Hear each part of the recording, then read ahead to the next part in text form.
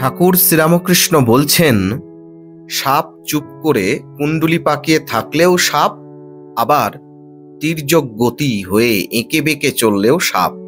কেন এমনটি বলছেন? না, ঠাকুর বলছেন জীবজগৎকে মিথ্যা।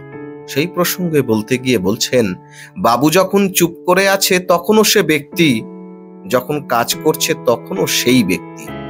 জীবজগৎকে বাদ দেবে কেমন করে?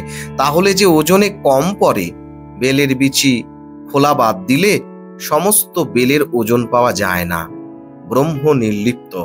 বায়ুতে সুগন্ধ দুর্গন্ধ পাওয়া যায়, কিন্তু বায়ু নির্লিপ্ত। ব্রহ্ম আর শক্তি অভেদ।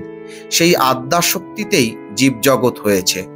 মনি জিজ্ঞাসা করছেন, ঠাকুর জগৎ কি মিথ্যা? শ্রীরামকৃষ্ণ বলছেন, মিথ্যা কেন?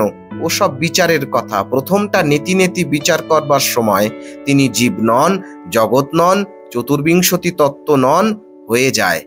এসব স্বপ্নবৎ হয়ে যায়। তারপর অনুলোম বিলোম, তখন তিনি জীবজগৎ হয়েছেন বোধ হয়। তুমি সিঁড়ি ধরে ধরে ছাদে উঠলে, কিন্তু যতক্ষণ ছাদ বোধ ততক্ষণ সিঁড়িও আছে। যার উঁচু বোধ আছে তার নিচু বোধও আছে।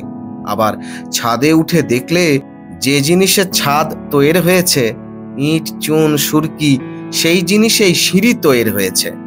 আর যেমন বেলের কথা বলেছি, যার অটল আছে তার টলও আছে। আমি যাবার নয়, আমি ঘট। যতক্ষণ রয়েছে ততক্ষণ জীব জগৎও রয়েছে। তাকে লাভ করলে দেখা যায় তিনিই জীব জগৎ হয়েছেন।